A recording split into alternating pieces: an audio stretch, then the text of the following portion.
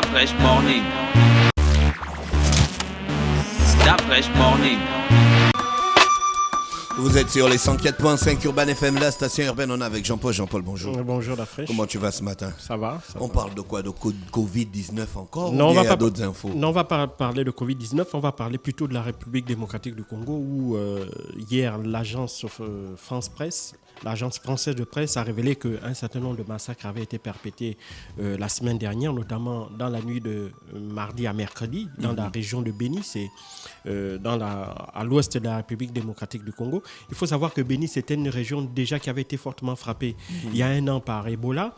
Et à la suite de cette épidémie d'Ebola-là, le gouvernement même avait décidé de ne pas organiser les élections présidentielles, sénatoriales et législatives dans cette zone-là. Parlé ici. Voilà, c'est aussi malheureusement une zone qui est fortement frappée par l'insécurité, notamment la violence militaire et paramilitaire.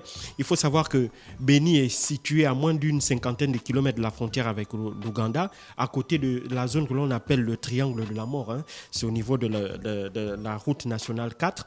Cette zone du triangle de la mort-là est appelée ainsi parce que c'est dans cette partie-là que certains groupes rebelles, malheureusement, perpétuent des massacres contre les populations civiles. En l'occurrence, pour ce qui concerne la tuerie qui nous intéresse ici, là, selon les experts locaux, ce massacre aurait été perpétué par un groupuscule militaire qu'on appelle l'Alliance des forces démocratiques, les ADF. C'est un groupe constitué de musulmans ougandais extrémistes qui ont qui ont traversé la frontière de l'Ouganda et sont installés dans cette région de Béni cette région aux alentours de Béni depuis environ 2014-2013. Alors, après avoir été chassés d'Ouganda, ils se sont donc installés là et il semblerait que cette action-là aurait été menée à représailles à, si vous voulez, l'offensive que l'armée congolaise aurait menée en novembre dernier contre certaines positions des ADF. Certaines bases qui sont situées dans la jungle autour de Béni auraient été attaquées et 3 des 4 chefs des ADF auraient été tués au cours de ces opérations militaires menées par l'armée congolaise. Et donc c'est en représailles justement à cette offensive-là de l'armée congolaise qu'ils s'en prennent maintenant aux populations civiles qui sont dans la zone, les populations civiles aussi qui malheureusement aussi payent les frais d'une certaine proximité avec certains membres des ADF, parce qu'il ne faut pas oublier que pour financer leurs activités, les ADF se sont lancés dans certaines pratiques illicites et donc ces pratiques illicites-là se font malheureusement en accord avec les groupuscules, les groupes criminels qui malheureusement aussi sont nombreux dans cette région-là. Et ce qui est aussi d'autant plus étonnant, c'est qu'à proximité de la zone de Béni, il y a la ville d'Oicha et à Oicha justement, il y a une importante base de l'ONU. Il ne faut pas oublier que la plus grande mission des Nations Unies actuellement dans le monde, c'est la MINUSCO et c'est en République démocratique du Congo où il y a près de 50 000 casques bleus qui sont là et qui sont justement dans cette région de l'ouest de la République démocratique du Congo, dans les régions du nord et du sud qui, on n'arrive toujours pas à comprendre comment 50 000 casques bleus avec l'armée congolaise, puis tout ce que l'armée congolaise aussi peut avoir comme force de police et moyens de renseignement sur le plan local, comment ils n'arrivent toujours pas à mettre hors d'état de nuire, et cela de manière vraiment définitive, des groupuscules armés contre les ADF qui opèrent dans cette zone-là depuis des années. Donc ils ont commencé à perpétrer des massacres dans la zone depuis 2014. Et donc 6 ans plus tard, on pensait qu'avec ces offensives de grande envergure perpétrées par le gouvernement, ils seraient parvenus, ou du moins à véritablement paralyser ce groupe militaire-là. Mais au regard des massacres qui ont été perpétrés la semaine dernière, on se dit bien on se rend bien compte que malheureusement la capacité de nuisance des ADF reste quasiment intacte, puisque près de 39 civils ont été tués et l'on craint que d'autres massacres se perpétuent dans les jours, dans les semaines à venir. Et c'est la raison pour laquelle le gouvernement congolais et la MINUSCO ont décidé de l'envoi rapide de forces conjointes dans la région pour essayer de traquer les groupes qui sont à l'origine de ces massacres-là, essayer de voir si éventuellement ils auraient des complicités locales et essayer de ramener, si tu veux, la sécurité dans cette région qui est fortement frappée depuis la chute du régime de Mobutu, avec les guerres, avec les massacres, avec Ebola. Donc, c'est vraiment une zone qui n'est pas du tout épargnée. Et donc, il est important aussi pour Félix Tshisekedi de montrer non seulement la face du peuple congolais, mais aussi la face de l'opinion internationale, qu'il a la capacité, sur le plan maintenant militaire et sécuritaire, d'amener la paix là où ses prédécesseurs n'ont pas pu le faire, que ce soit Mobutu, que ce soit Kabila père ou fils. Depuis la chute du régime de Mobutu en 1997, cette région-là a toujours été fortement instable parce que l'on sait qu'une des parties des forces démocratiques de libération du Congo, les FDLC, qui ont permis à Laurent Désiré Kabila d'accéder au pouvoir en 1997, étaient partis principalement d'Ouganda et du Rwanda. Et d'Ouganda, ils étaient passés par cette zone de Béni-là. Et donc, aujourd'hui, pour Félix Tshisekedi, il est important de pouvoir montrer toute sa capacité à pouvoir prendre la main dans cette région-là, notamment sur le plan sécuritaire. Et c'est là où véritablement on va voir s'il a la carrure de véritable chef militaire. L'une des raisons pour lesquelles il avait également été élu, puisqu'il avait promis au peuple congolais de ramener la paix, notamment dans cette région de l'ouest de la République démocratique du Congo. Merci Jean-Paul, ça c'était pour le Congo. Ce matin, sur les 104.5, tu n'as plus une autre info internationale? Juste que dire qu'on a, pour le coronavirus, il y a eu le premier patient mort aux États-Unis. Donc, ce qui montre que, évidemment, l'épidémie est loin, même aux États-Unis, d'être véritablement maîtrisée. C'est une épidémie que l'on a du mal à maîtriser parce que, je l'ai dit ici, la période d'incubation est de 15 jours. Donc, ce qui fait que durant ces 15 jours-là, la personne est porteur du virus, contamine d'autres personnes, alors qu'il ne présente pas il n'a pas les symptômes, il ne fait pas encore la maladie. Et donc, c'est ça qui rend particulièrement difficile la situation. Donald Trump, je me rappelle dans son interview justement sur le Covid-19, rappelait les mesures de sécurité de base, se laver les mains fréquemment, utiliser des mouchoirs à usage unique, tousser sur le coude et tout ça.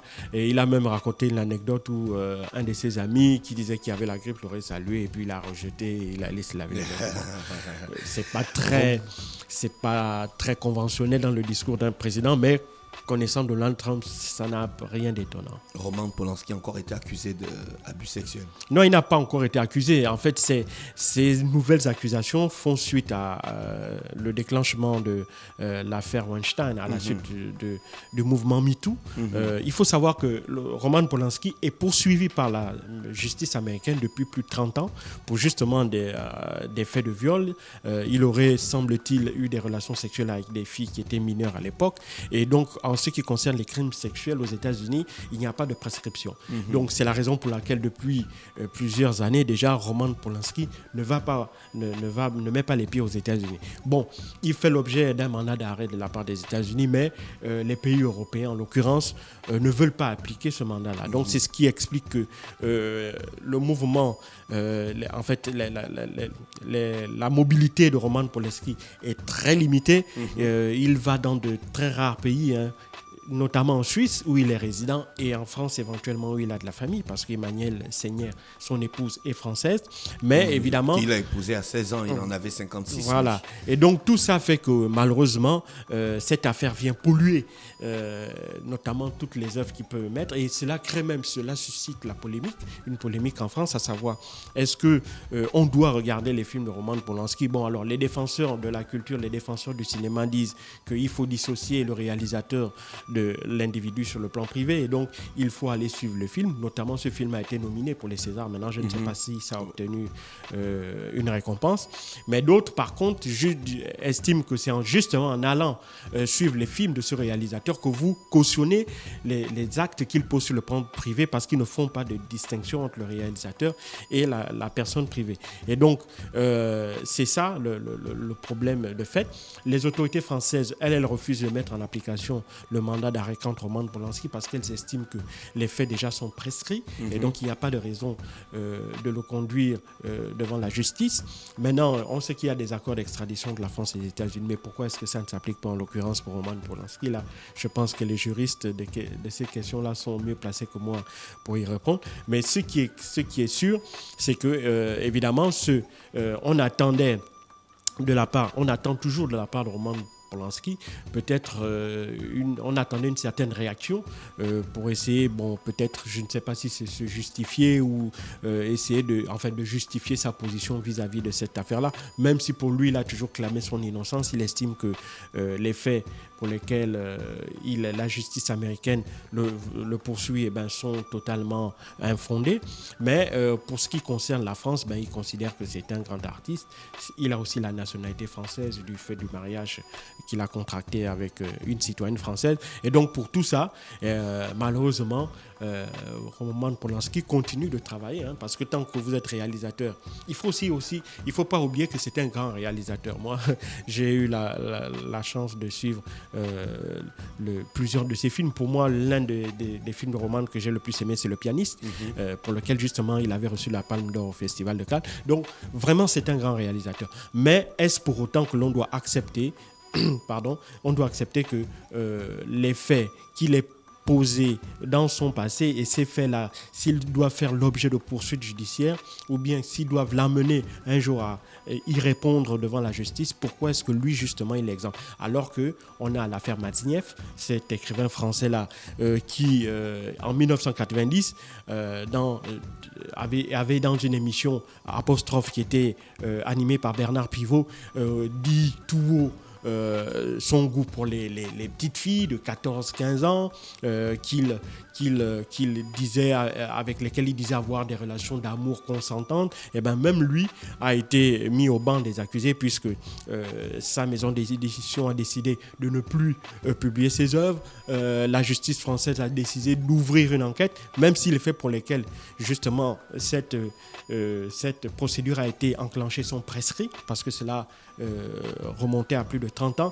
Mais pourquoi est-ce qu'il y a pour lui toute cette procédure-là qui s'est mise en branle contre lui et pourquoi cela ne se fait pas en ce qui concerne Roman Polanski? Ça, évidemment, ça fait l'objet d'une autre question. Merci Jean-Paul est avec nous ce matin sur les 104.5 Urban FM, la station urbaine dans le La Fresh Morning, le réveil matinal au plus haut de la capitale.